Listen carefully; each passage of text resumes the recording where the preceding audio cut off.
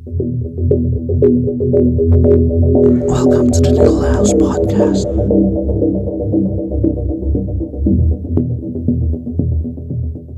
Hey yo, what is up you guys and welcome back to the Needle House Podcast. This is your boy Marcus II.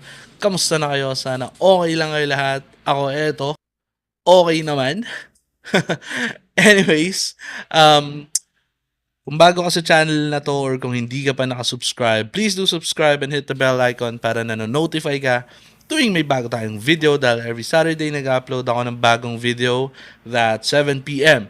And if you haven't yet, please follow my channel on Spotify, The Needle House Podcast with Marcus II. Same title din. Same channel, same name din ng channel. Same din ako nang ina-upload doon every Saturday, 7 p.m. Pero the reason ba't ako nag-upload sa Spotify is since mahaba nga yung mga videos natin. Sorry, nasipa ako tuloy. Since mahaba yung mga videos natin, para at least napapanood nyo or napapakinggan nyo kahit i-close or i-lock nyo yung phone nyo. At para pwede rin i-download, no? Ayun. Anyways, ano nga bang pag-uusapan natin ngayong araw? Well, eto, maganda tong usapan na to, magandang topic to para sa ating mga tattoo artist at para din maintindihan ng mga clients at ng ibang tao kung ano nga ba yung pagkakaiba ng, eto depende sa inyo to pero sa amin, ako, ito yung natutunan ko, ito yung mga nalaman ko. Meron kasing tinatawag na tattoo master, meron din tinatawag na tattoo specialist.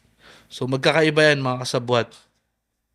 Eh, umuulan. Ewan ko kung madidinig kung mapipick up ng mic pero ang lakas ng ulan. Lakas na naman ng ulan. Ayun, anyways, balik tayo sa topic, no? Meron kasing tinatawag na tattoo master. Meron din tinatawag na tattoo specialist, no? Iba-iba yan. Again, depende yan. This is very subjective. Minsan pag sinabing tattoo master, lahat parang master ng lahat or whatever. Pero ito yung natutunan ko based to sa akin at sa mga kakilala kong artist, no. Meron ang pagkakaiba kasi nila, the tattoo master is magaling sa iba't ibang klase ng design, ng klase ng tattoo. Parang yung tinatawag natin na jack of all trades, 'di ba?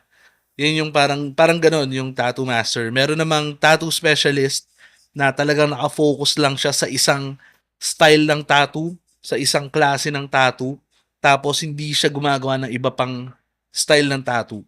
'Yun. Merong mga ganoon. So, comment kayo sa baba kung may alam pa kayo na ibang klase pa na tattoo artist, pero ako since I'm very old school, noon ito yung mga talagang natutunan ko, no? Hindi lang sa mga kakilala kong artist but syempre sa mga nabasa kong libro, 'di ba, sa mga nabasa kong article. Meron ako kasi noon nung bago pa lang ako nagtatattoo, gusto ko talaga maging tattoo master. Gusto ko lahat kaya ko, ganun. Plus it's very good for the business. If it's a tattoo, if you're looking to make or you're tattooing a business, 'di ba? If you wanna earn income from tattooing, kailangan tattoo master ka talaga, kaya mo lahat, no? Para lahat ng dumating sa'yo kaya mong gawin. But nagkaroon din ng time na gusto ko pala parang naisip ko nung medyo matagal na ako nagtatattoo. Sayang, dapat pala naging parang tattoo specialist ako. Nagkaroon lang ako ng isang klase ng tattoo na gusto kong gawin, na minaster ko talaga. Parang, yun yung naisip ko noon na sayang, dapat pala ganun yung ginawa ko noon. Kasi parang, ewan ko, feeling ko lang yung nakikita ko kasi ngayon, kadalasan ng mga sumisikat ngayon, talagang nagtatagal sa industriya or talagang nakilala yung pangalan is because naging tattoo specialist sila. So yun, medyo nagkaroon din ako ng pagsisisi doon. Pero again, it's not too late. If I wanna focus on one specific design or specific style, pwede pa naman siguro, but hindi ko alam. um, siguro mas gusto ko pa rin yung, parang tattoo master kasi hindi ko alam, parang kaya ko kasi gawin, parang mas gusto ko yung nagagawa ko lahat. Although yun lang yung naisip ko, sayang lang kasi siyempre yung mga sumikat na tattoo artist, 'pag pinakita talaga yung parang finisure yung tattoo artist na yun, 'pag pinakita yung mga gawa niya, meron siyang specific style, 'no? Pero ewan ko, 'di ko alam. Um, may mga nagsasabi kasi, meron din kasing mga kapwa ko tattoo artist na nagsasabi, "Uy, dapat nag-stick ka sa ganitong design, ang galing mo sa ganito." Meron din namang customer na nagsasabi, "Uy, ang galing mo sa ganito, dapat ano, puro ganito yung ginagawa mo, ang galing mo dito." 'Di ba? Pero kasi katulad nun, ako nung bago pa lang, nung medyo hindi pa ako gano'n katagal sa industriya, feeling ko ang galing ko sa colored, 'no, ta's feeling ko sobrang banu ko sa black and gray. Tapos pagtagal-tagal parang napapansin ko bakit lahat ng tao ang sinasabi magaling ako sa black and gray. Bakit sinasabi nila or bakit yung mga post ko na black and gray mas maraming nagla-like, mas maraming nagko-comment, gano'n. So parang naisip ko, oo nga 'no, parang parang biglang naiba yung mindset ko. So magulo rin kasi yung utak ko kaya hindi ako naging tattoo specialist kung bakit hindi ako nag-stick sa isang klase ng parang style. Kasi kahit ako, hindi lang din pagta-tattoo yung gusto kong gawin. Kaya magulo talaga yung yung mga naiisip ko, yung mga ginagawa ko. So, baka yun yung reason bakit hindi ako naging tattoo specialist. Plus, hindi rin naman ako sa tattoo lang naka-focus. So, puwedeng isang reason din yun bakit hindi ako naging tattoo specialist. Ayan. So, eto para sa mga tattoo artist 'no, comment kayo sa baba, ano bang gusto niyo? Gusto niyo ba maging tattoo master or gusto niyo maging tattoo specialist? 'No, para makita natin siguro gawan ko din ng poll 'no, if what type of artist do you wanna be? Kasi, um, lalo dito sa Pilipinas 'no, sobrang hindi lahat ng tattoo artist dito is parang specialist or meron lang silang parang yun lang yung specialty nila 'no. Pero may mga kilala ko na talagang yung gawa nila hindi naman porke sinabing specialist ka is kung oriental lang yung ginagawa mo, oriental lang yung gagawin mo. Kung Americana lang yung ginagawa mo, Americana lang yung gagawin mo. Meron namang, mga specialist na halimbawa mo ang style mo is, parang pop of colors, 'di ba? Hindi lang siya sa tattoo style or sa tattoo na klase ng tattoo na ginagawa. Minsan sa style ng tattoo artist, sa style niya ng pagkukulay, sa style niya ng pagla-lining, 'di ba? Gano'n, merong mga specialist na gano'n. Kaya niyang gumawa ng traditional, oriental, parang neo-trad, kahit ano, realism, pero yung style niya ng paggawa, um, meron siyang sariling style, 'yan. Ako meron akong mga kilala na ganyan, isa sa mga paborito ko is, tattoo artist from Palawan. Ayoko na magbanggit ng mga pangalan 'no. I also have, one artist na kilala dito sa Montalban na 'pag nakita mo yung mga gawa nilang design, yung mga gawa nilang tattoo, very, very unique sa kanila na 'pag nakita mo, "Uy, parang ang gumawa niyan si gan'to, ang gumawa niyan si ganyan." 'Di ba?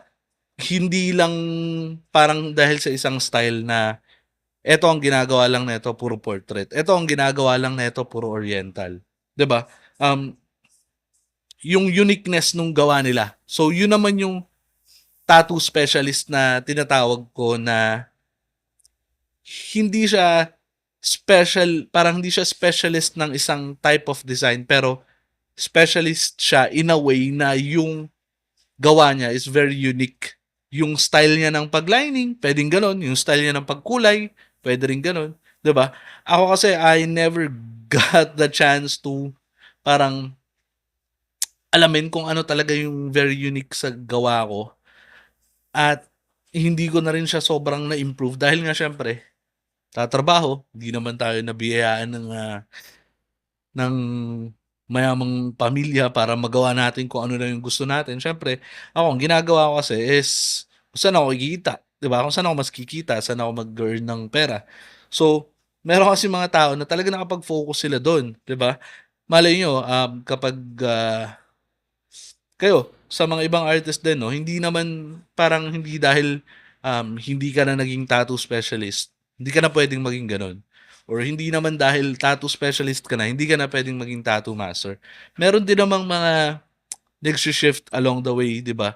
Parang sa kalagitnaan biglang naiiba yung trip nila, naiiba yung gusto nila. Depende sa inyo.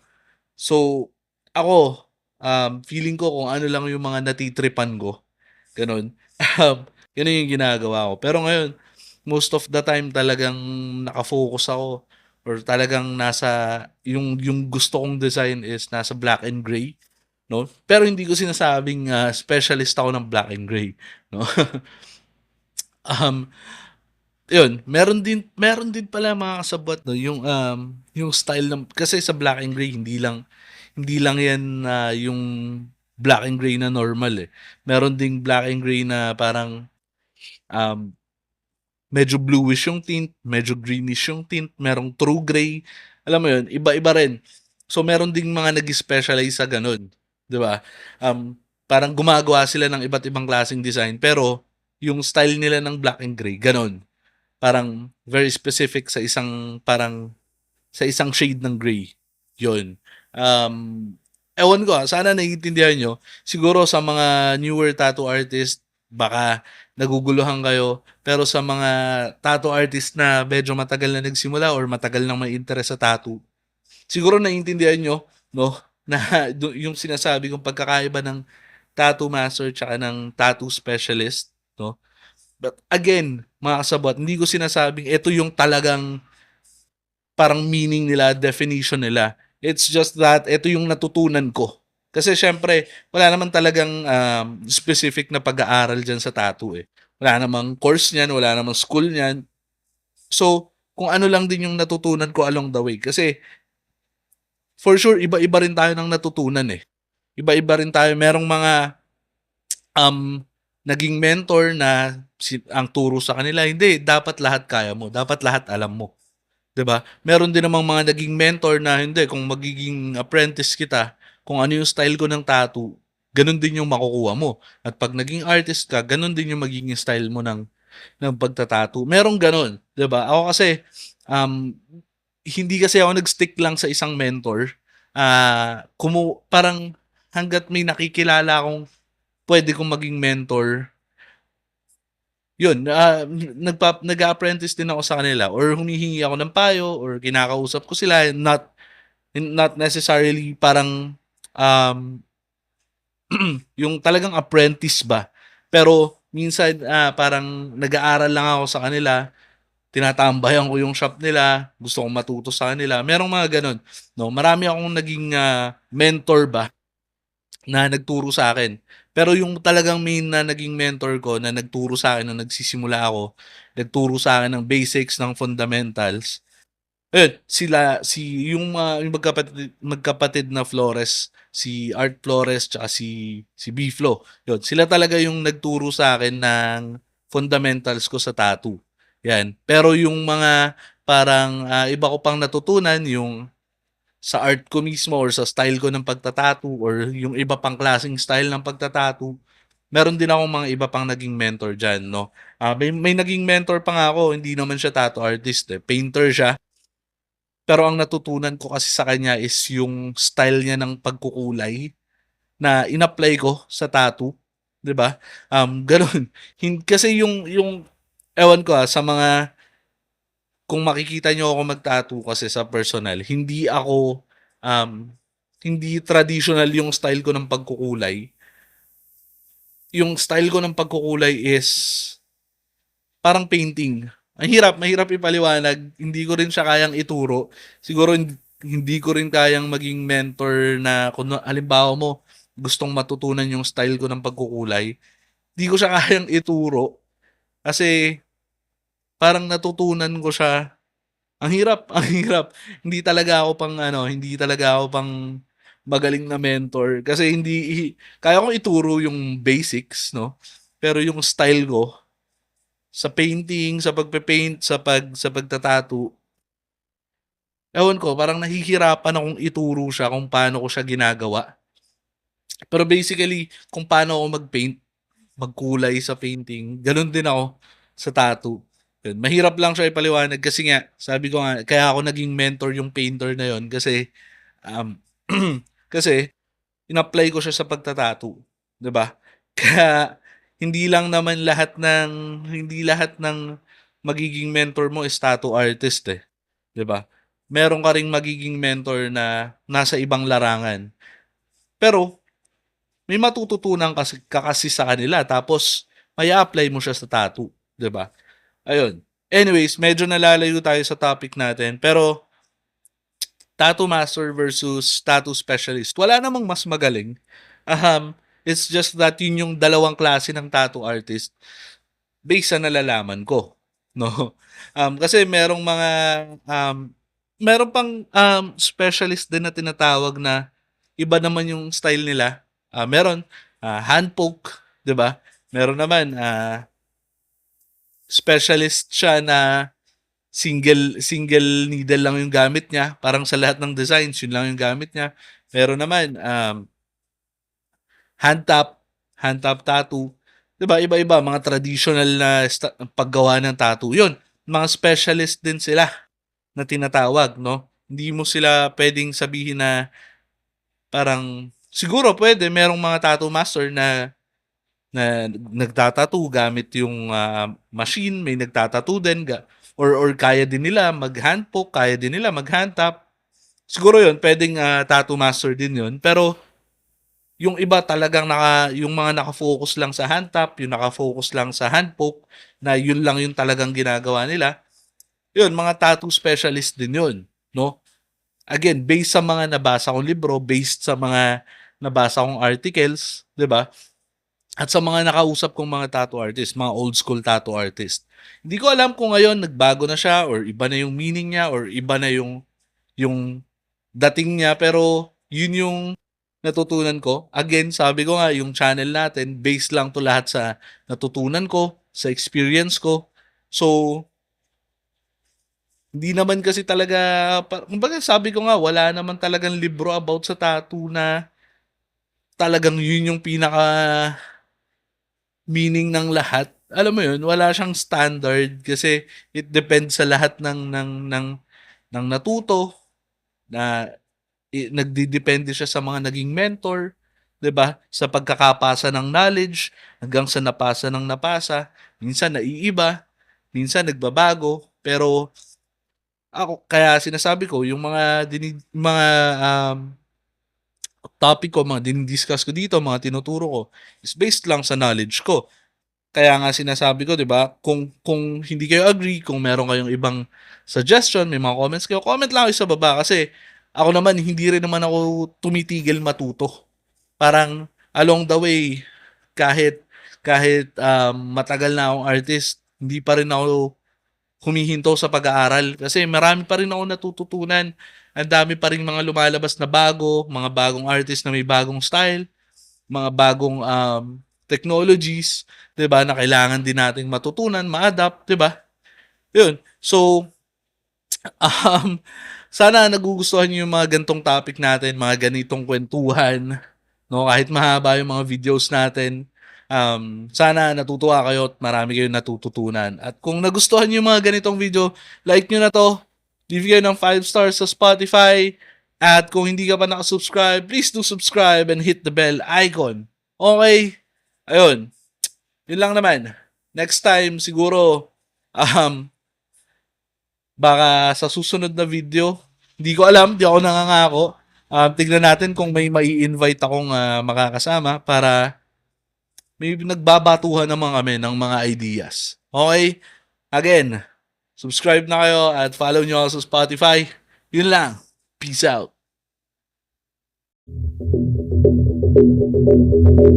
Welcome to the Nicolaus Podcast.